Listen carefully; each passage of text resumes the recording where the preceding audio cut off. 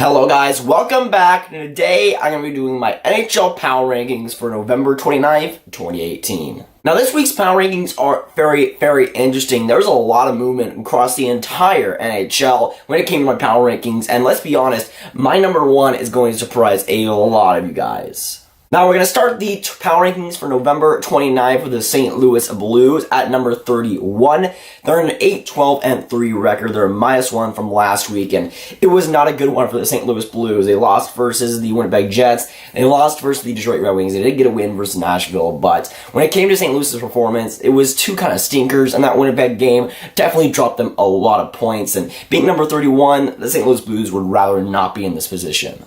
At number 30, I have the LA Kings. They're at a 9-14-1 record. They're a +1 from last week, and I think they're last place for like 2 straight weeks. It was not going well for LA. Now they've won 2 straight games, and things are looking up now for LA just a little bit. I think Jonathan Quick is now healthy, and now the LA Kings will start to be playing a little bit better. Still not making the playoffs, but they can maybe be in the race. At number 29, I have the Philadelphia Flyers. They're at a 10-12-2 record. They're they're a +0 from last week. They were 29 last week, and it's been a weird week for Philadelphia. They fired their GM, Dave Haxtell, and now they fired some of their assistant coaches and some of the upper management there. And it's just been a rough week for Philadelphia. And now Graviteh is pretty much the general manager, but still, when it comes to Philadelphia, they had an iffy week, but it still was not up to snuff to what Philadelphia needs right now. At number 28, I have the Chicago Blackhawks. They're at a 9-11-5 record. They're a +0 from last week. And this week was not what I wanted to see from Chicago. Their last game, they got beat 8-3 against the Vegas Golden Knights, which, while the Vegas Golden Knights are going on a little bit of a roll here, you don't want to lose that bad to Vegas. And Chicago's defense has obviously not been that great. They've scratched Yoko Harju a couple of times, which doesn't give me any faith for them going forward, and right now they're just quite in the dumpster. At number 27, I have the New Jersey Devils. They're at a 9-10-4 record. They're a -3 from last week, and with New Jersey, this season has been pretty baffling. I didn't expect them to make the playoffs, but I don't think I expected them to be this bad. The goaltending has been pretty rough. Corey Schneider has been terrible. The offense has really slowed down. There's not a lot of scoring touch on that team, and the defense has been letting in a lot of great chances. So the New Jersey Devils, they have definite flaws, and last year, Taylor Hall was able to bring them in the playoffs pretty much single-handedly, but this year, it's just not been the same for them. At number 26, I have the Ottawa Senators. They're at a 10-12-3 record. They're a +1 from last week, but they kind of just went up because other teams have dropped behind them. But really, when it comes down to it, Ottawa has had the same old week where they got a couple of wins, but the defense has been rough, the goaltending has been rough, and offensively, they're an amazing team, but when it comes to that defense, I really can't have them any higher than this just because of the flaws of the team in general. At number 25, I have the Florida Panthers. They're at a 9-10-4 record. They're a -6 from last week, and yet they still played one of the least amount of games in the league. They're starting to finally catch up, and the games that they have played in the last week have not been all that great. They lost versus Anaheim. That was a big loss for them, and losing versus Anaheim is something you do not want to do. And Florida, after having that 5-game winning streak, it was looking good for them, but in the past couple of weeks, it's pretty much been the exact opposite. A lot of losing for the Florida Panthers. At number 24, I have the Arizona Coyotes. They're at a 10-11-2 record. They're -4 from last week, and with Arizona, I think the goaltending has honestly been the biggest problem. Ranta, since returning from his injury, has not been good at all, and Darcy Kemper, while he has been solid, I don't think he's the guy and the starter in Arizona quite yet. And with Arizona, they have some deep flaws. They traded Dylan Strome and Brandon Perlini for Nick Schmaltz, of course, this past week, but really when it comes down to it, I want to see Arizona do well. In the last couple of weeks, it's just been not working out for them. At number 23, I have the Vancouver Canucks. They're at an 11-13-3 record. They're a +2 from last week. What it wasn't really because of their performance, it was just because of other teams really not playing all that well and really going in the lower part of the rankings. But with Vancouver, they did jump 3 spots. They got that win about a couple of days ago, so they might be getting better. Brock Besser just came back from injury, so Vancouver might be getting a little momentum, but for right now, they're still in the dumpster, I'd say. And even though they're closer to a playoff spot than a team like the Coyotes or the Oilers, they're still in a bad spot, and I probably wouldn't have them any higher in the ranking. Speaking of the Oilers, at number 22, I have the Edmonton Oilers. They're at an 11-11-2 record. They're a +3 from last week, and they've been playing better. Of course, Ken Hitchcock was signed, and then Tom McClellan was fired. They've been playing better with Ken Hitchcock, but it still is not the results that they need. They need to start racking up wins, and of course, getting on a good winning streak if they want to have hopes of being even in the playoff race. And right now, with the record, it's not going to cut it. At number 21, I have the Montreal Canadiens. They're at an 11-9-5 record. They're a -5 from last week. And yeah, their record looks pretty good on paper, but when you factor in, they've gone on a 5-game losing streak. It doesn't look quite as good. With Montreal, the goaltending problem is still there. Carey Price is still not played up to expectations. The defense is pretty rough, and while the offense is getting it done across the board, I think it still needs to get better as a whole. With Montreal, they got that offense, but pretty much everything else about the team, it was really, really flawed. At number 20, I have the Detroit Red Wings. They're at an 11-11-3 record. They're a -2 from last week, and last week they were kind of getting on a little bit of a winning streak. They were having a pretty solid record, but in the last week, it's kind of fell down a little bit back to earth. They got a big win versus the St. Louis Blues, which will make them a better team, but for right now, I still don't see Detroit as a playoff contender, even if they might have looked like one last week. At number 19, I have the Pittsburgh Penguins. They're at a 10-9-5 record. They're a +2 from last week, and they had an interesting week. They won versus the Columbus Blue Jackets. They won versus the Winnipeg Jets. They had that one weird loss versus the Colorado Avalanche. The goaltending was weak. The defense was weak. The offense wasn't quite there to be able to go after that. And with the Pittsburgh Penguins, everybody agreed going into the season that they'd be a playoff team, but so far, their weaknesses have been exposed a lot, and especially in that Colorado game, the defense is certainly not where it needs to be. At number 18, I have the New York Islanders. They're at a 12-9-2 record. They're a -1 from last week. And with New York Islanders, I don't think they've been playing that well on paper, but the goaltending has been very, very solid this season. The offense has been pretty strong, and the defense has been a lot better than last year, to say the least. With the New York Islanders, I still don't see them as a playoff team, and likely a team to collapse a little bit, but even then, the record is still fine, to say the least. At number 17, I have the Anaheim Ducks. They're at a 12-10-5 record. They're a +5 from last week, and they had a better week. They won versus the Florida Panthers. They had a couple of big wins there. And with the Anaheim Ducks, John Gibson is practically still carrying the team, but they've been playing decent with some of their defensemen injured. Cam Fowler is injured. Hampus Lindholm is injured, and those are arguably their two best defensemen, and they're still able to get wins, which is a big thing. And even though John Gibson has played well, I think they deserve to be this high, even if they can't, even if John Gibson is still bailing that team out almost every single game.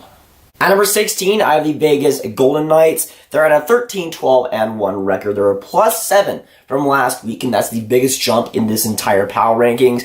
And with the Vegas Golden Knights, they've won 6 straight games. They've looked fantastic. Fleury has looked great, kind of like last season. Now, defense with Nate Schmidt, it's getting a lot more solid, and the offense, guys like Max Pacioretty, guys like William Karlsson are starting to finally perform, and now Vegas is getting on a roll, and we'll see how far this winning streak goes, but at 6 games, they played very, very well in this stretch.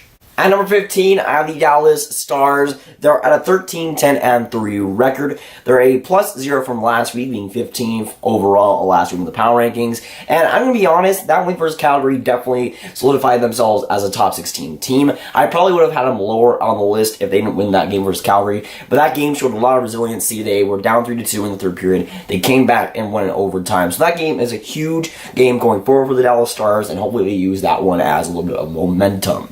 At number 14, I have the Carolina Hurricanes. They're at a 12-9-3 record, a +0 from last week, so they were 14th in last week's power rankings, and they had a pretty good week. The goaltending is still a little bit rough with Malcolm Laney with a big win versus the Toronto Maple Leafs. That game was really key for them. Now they've been playing a little bit better in the last couple of weeks, and hopefully we see Carolina get on the roll. I would love to see them make the playoffs, and right now I think they'll be on track too, but we got to see a little bit more from Carolina that we haven't seen so far, but the last few games have been promising. At number 13, I have the San Jose Sharks. They're at a 12-9-5 record. They're a -6 from last week.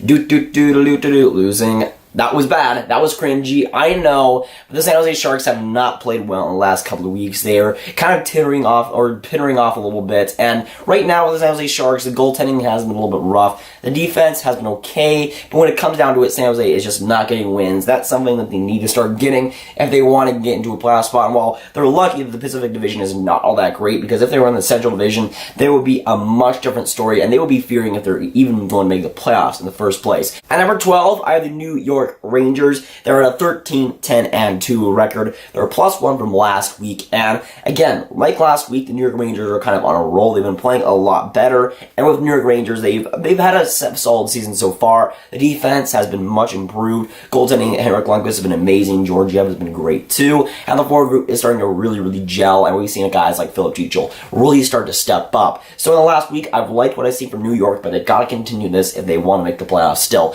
even in the Metropolitan Division, which is still might be strong down the line. At number 11 in the power rankings, I have the Winnipeg Jets. They're at a 13-8-2 record. They're -6 from last week, and it was a weird week for the Winnipeg Jets. They have not been looking good in the last couple of weeks. They've looked more human, and even though they've been some big games like that 8-goal game versus the St. Louis Blues, I still have not liked their play overall. Defense is kind of weak, and Connor Hellebuck has definitely not looked as good as last season, so they have some holes in this team, and they're starting to look a lot more human than they did for the start of the season.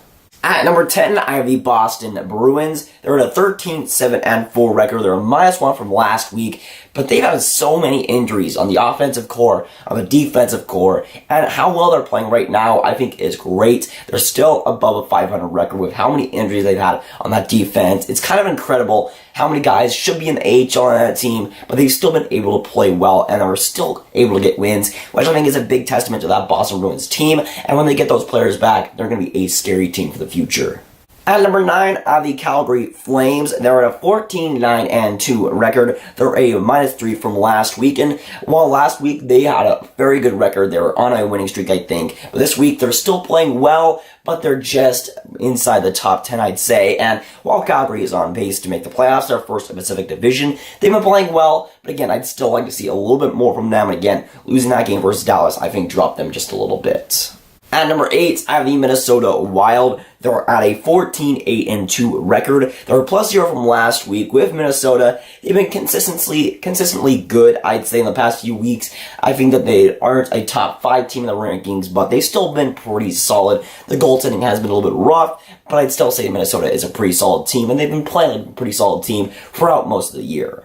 At number 7, I have the Columbus Blue Jackets. They're at a 14-8-2 record. They're a +3 from last week, though. They've been playing very solid. I like the goaltending stepping up just a little bit. The defense has been great. The offense, though, has been carrying a lot of the load. Cam Atkinson has been straight amazing. And with this Columbus Blue Jackets team, they're starting to finally play like I thought they could play. And right now, they're a very solid team, and I think they do deserve that top 7 spot.